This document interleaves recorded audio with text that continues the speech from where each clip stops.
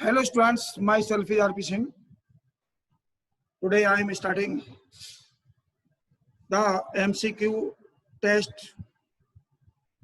of unit second solution of class 12th.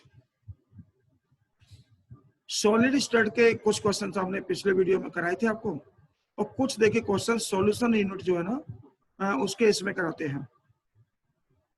First question है इस video का, the molality of pure water is.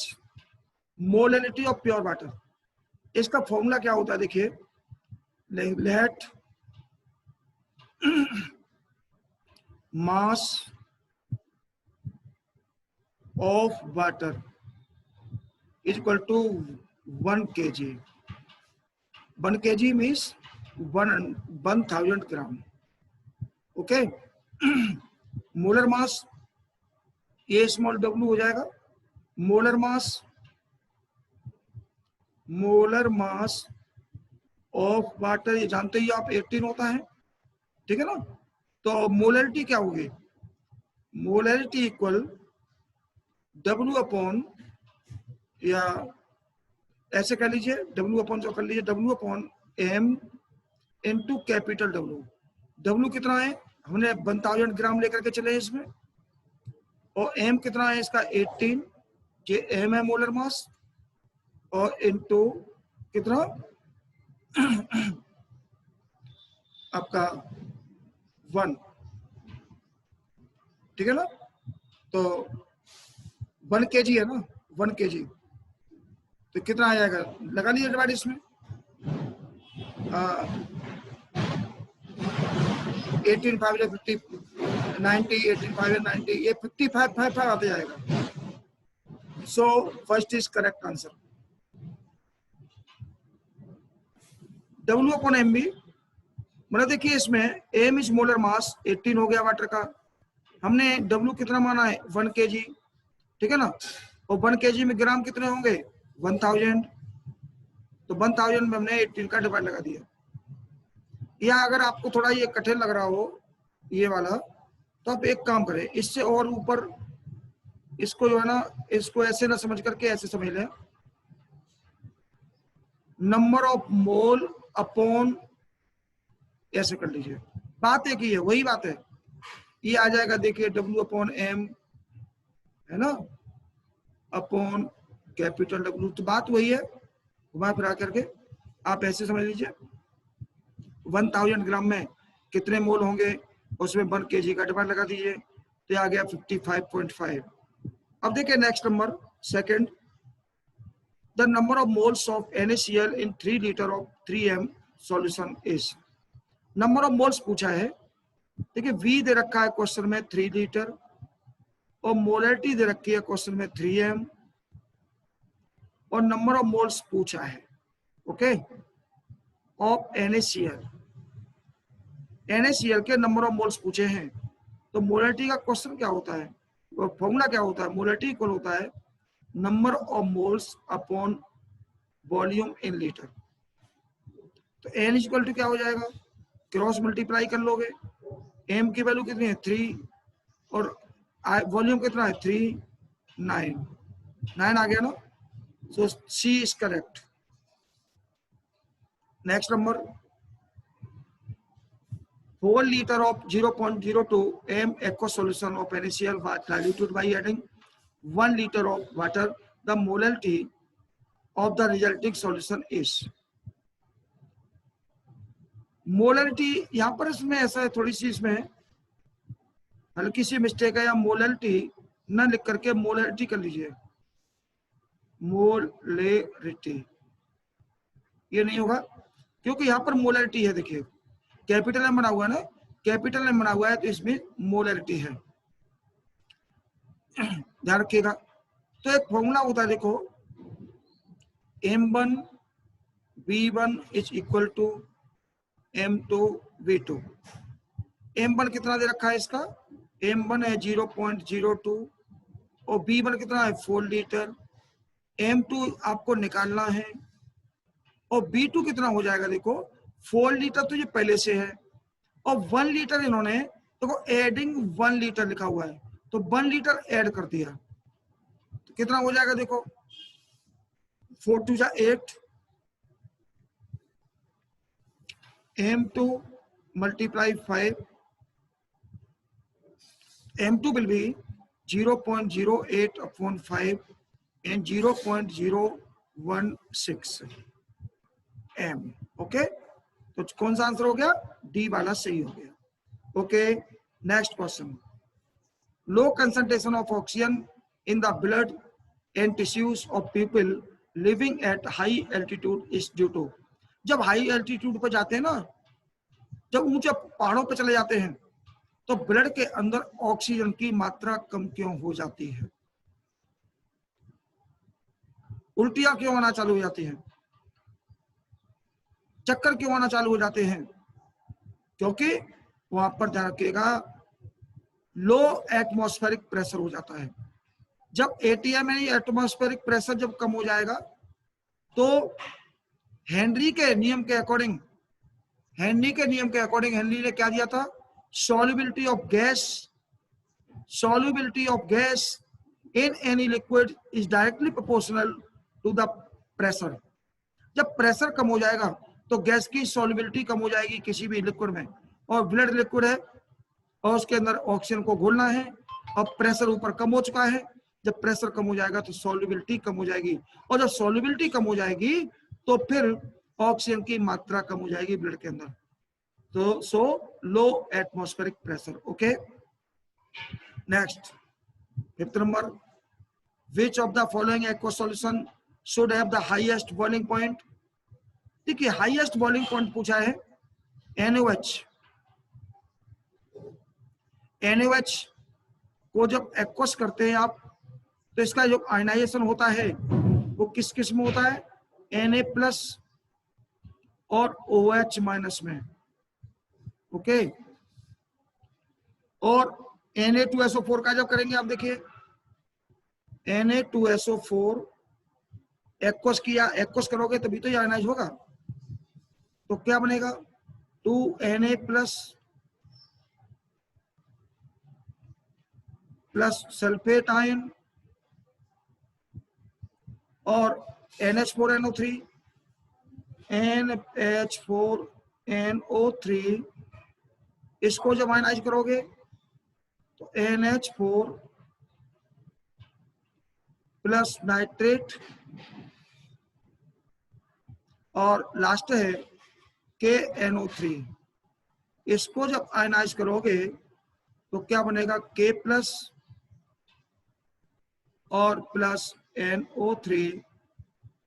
यहां पे देखिएगा सबकी जो मोलरिटी है सबकी वो ध्यान रखें सेम दे रखी है, सेम 1.0 1.0 1.0 1.0, ठीक है ना। और अब हमें क्या करना है कि बॉइलिंग पॉइंट पूछा है कि हाईएस्ट बॉइलिंग पॉइंट किसका हो जाएगा, तो आप देखिए इसमें नंबर ऑफ आयंस किसके ज्यादा बने हैं, इसमें नंबर ऑफ आयंस कितने बने 2, एक Na का एक OH का, इसमें कितने बने 3, 2 Na के एक सल्फेट का, इसमें कितने बने 2, एक NH4 का एक NO3 का, अमोनियम का एक नाइट्रेट का, इसमें बना एक पोटेशियम का एक नाइट्रेट का, 2 बने हैं, तो नंबर ऑफ आयंस 3 इस ज्यादा है। तो इसका जो वांट ऑफ फैक्टर जो आएगा, want Hoff factor sodium sulphate का ज्यादा है, जिसको आई बोलते हैं, आई वांट ऑफ फैक्टर, ठीक है ना। वांट ऑफ फैक्टर जिसका ज्यादा होगा तो उसका ध्यान रखिएगा हाईएस्ट बॉइलिंग पॉइंट होगा। फॉर्मूला क्या होता है देखिएगा, delta TB is directly proportional to the concentration into van't Hoff factor. अब यहाँ पर कंसंट्रेशन तो सबका सेम दे रखा है 1.0 m, but want Hoff factor जिसका ज्यादा होगा उसका डेल्टा टीबी ज्यादा होगा, और जिसका डेल्टा टीबी ज्यादा हो जाएगा, चेंज इन बॉइलिंग पॉइंट जिसका ज्यादा हो जाएगा उसका हाईएस्ट बॉइलिंग पॉइंट हो जाएगा। जिसका बॉइलिंग पॉइंट में चेंज ज्यादा आएगा ना उसी का तो हाईएस्ट बॉइलिंग पॉइंट होगा, ठीक है ना। तो वांट ऑफ फैक्टर किसका ज्यादा है, सोडियम सल्फेट का, तो ध्यान रखिएगा सोडियम सल्फेट का जो बॉइलिंग पॉइंट है वो ज्यादा हो जाएगा। ठीक है ना। सी और आई का मल्टीप्लाई करना है आपको। देखिए नीचे और करके दिखा देते हैं आपको, और आपको थोड़ा सा, delta TB is directly proportional C into I. सबका सी कितना है, सबका सी तो देख ध्यान रखिए 1 है, और पहले वाले का आई कितना है 2, तो मल्टीप्लाई 2 आएगा। अगले वाले का देखिए सी 1 है और आई कितना है 3, तो 3 आएगा इसका। अगले वाले का सी 1 है और आई कितना है 2, ये ऊपर सब मिल करके दिखा दिए, तो इसका 2 आएगा। और अगले वाले का भी सी 1 है और आई 2 है, तो इसका भी 2 आया। तो सी इंटू आई का जो मान है ना, वो सोडियम सल्फेट के लिए ज्यादा आएगा, इसलिए इसका डेल्टा टीवी ज्यादा होगा। और जब डेल्टा टीवी ज्यादा होगा तो उसका बॉइलिंग पॉइंट भी ज्यादा होगा। भाई चेंज इन बॉइलिंग पॉइंट ज्यादा हो गया ना, तो फिर बॉइलिंग पॉइंट ज्यादा होगा। Okay, next, in comparison of two a 0.01 m solution of glucose, the depression in freezing point of 0.01 m MgCl2 solution is, कितना हो जाएगा, सेम रहेगा, अबाउट ट्वाइस हो जाएगा, अबाउट 3 टाइम्स हो जाएगा, अबाउट 6 टाइम्स हो जाएगा, एक कितना हो जाएगा। देखिए ग्लूकोज का फॉर्मूला होता है C6H12O6, ये आयनाइज नहीं होता है, लेकिन क्या होता है MgCl2। MgCl2 को जब आप एक्वस करते हो तो देखिए Mg2+ और 2 क्लोराइड आयन, 2 क्लोराइड आयन बन जाते हैं। तो इसमें आई की वैल्यू कितनी आ गई, आई की वैल्यू आ गई 3, क्योंकि 2 क्लोराइड आयन, एक Mg, और इसमें जो ग्लूकोज था 1 था, ये आयनाइज नहीं हो रहा था। इसकी कंपैरिजन में ये कितना हो गया, 3 टाइम्स, 3 टाइम्स हो गया। तो जो डिप्रेशन इन फ्रीजिंग पॉइंट है, ध्यान रखिएगा, डिप्रेशन हो चाहे बॉइलिंग पॉइंट हो, वो डेल्टा टीबी कह लो या डेल्टा टीएफ कह लो, डेल्टा टीएफ, ये डायरेक्टली प्रोपोर्शनल सी इंटू आई के होते हैं। ओके, अब इसका सी देखिए, सी दोनों का सेम है, 0.01 0.01, दोनों का सी सेम है, तो सी का तो कोई चेंज आएगा नहीं। अब जिसका आई ज्यादा होगा उसी में बॉइलिंग पॉइंट में ज्यादा वेरिएशन आएगा और फ्रीजिंग पॉइंट में भी ज्यादा वेरिएशन आएगा। ठीक है ना।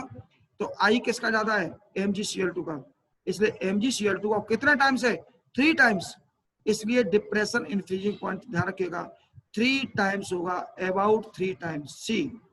ओके, इसके बाद देखिए next question, an unripe mango placed in a concentrated solution, salt solution to prepare pickle।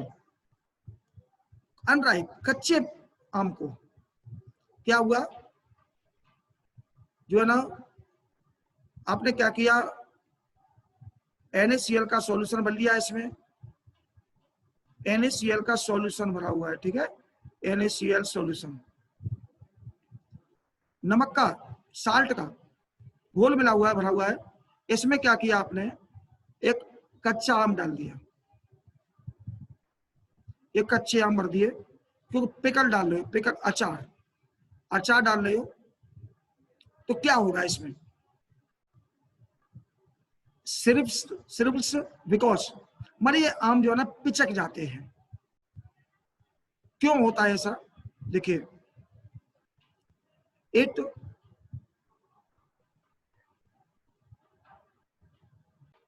देखिए जब साल्ट के सॉल्यूशन में हमने कच्चे आमों को रख दिया, तो कच्चे आम धीमे धीमे करके सूखना चालू हो जाता है, यानी पिचकने चालू हो जाते हैं, पिचकने चालू हो जाते हैं। ठीक है, ऐसा क्यों होता है, it gains water due to osmosis, मतलब आम जो है ना वाटर ऑस्मोसिस से ले लेते हैं, यानी NaCl से।